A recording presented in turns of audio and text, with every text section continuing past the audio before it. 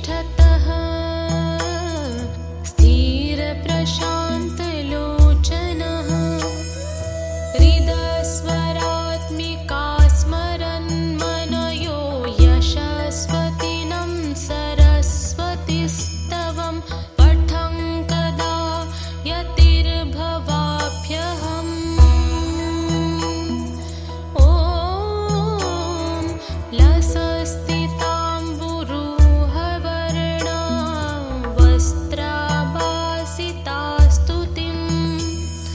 स्फुरद्विभूषणाश्रया विलासिनां मञ्जरीं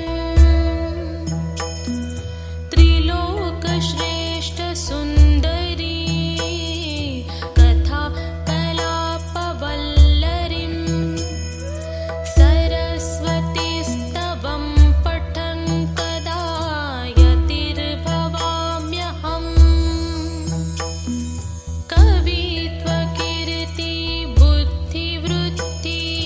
शास्त्रज्ञानदास्तुतिं समीक्ष शोचत केतत्त्वदायिनामञ्जरीं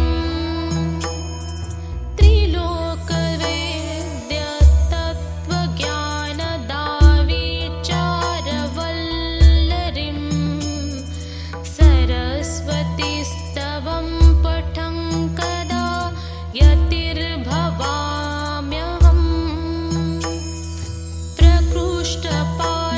प्रकृष्टपाठशालाया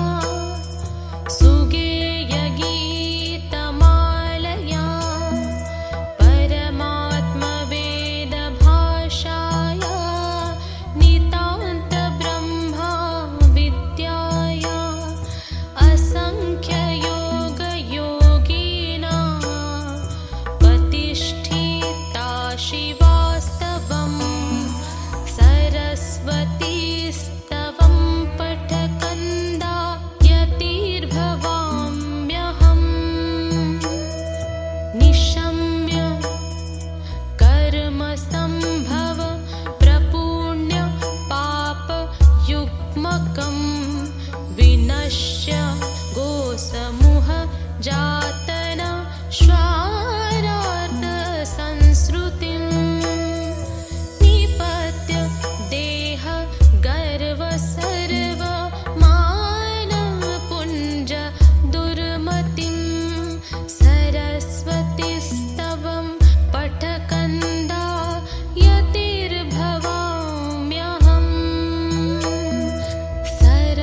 सरस्वतीस्तवं पठकन्दा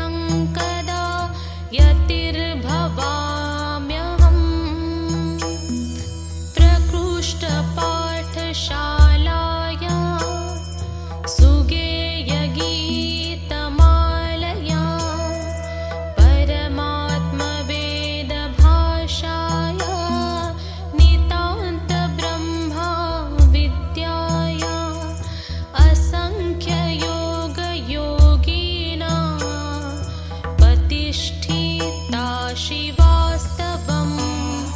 सरस्वतीस्तवं पठकन्दा यतिर्भवाम्यहम् निशम्य कर्मसम्भव प्रपुण्य पापयुग्मकं विनश्य गोसमूह जातना श्वारार्थ संस्कृतिं निपत्य देह गर्व सर्व मानवपुञ्ज दुर्मतिं सरस्वतीस्तवं पठकन्दा यतिर्भवाम्यहम् सरस्वतीस्तवं पठकन्दा यतिर्भवाम्यहम् सरस्वतीस्तवं पठकन्दा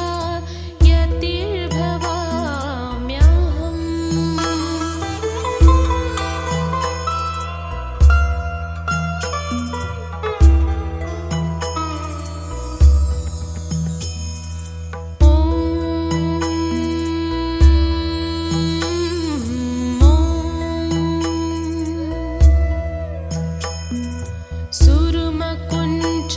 मध्यागो मरला मध्यशोभितो नदीतटप्रतिष्ठतः स्थिरप्रशान्तलोचनः हृदस्वरात्मिका स्मरन् मनयो यशस्वतिनं सरस्वतीस्तवं पठं कदा यतिर्भवाभ्यहम् ॐ लसस्थिताम्बुरुहवर्णा वस्त्राभासितास्तुतिं स्फुरद्विभूषणाश्रया विलासिनां मञ्जरीं त्रिलोकश्रेष्ठसुन्दरी कथा कलापवल्लरीं सरस्वतीस्तवं पठं कदा यतिर्भवाम्यहम् कवित्वकीर्ति बुद्धिवृत्ति शास्त्रज्ञानदास्तुतिं समीक्ष शोचत केतत्त्वदायिनामं जरिं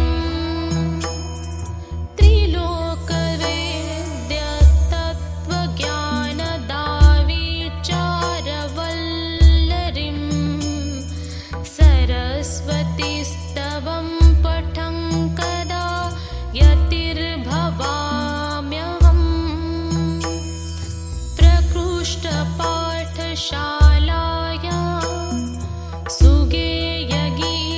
सुगेयगीतमालया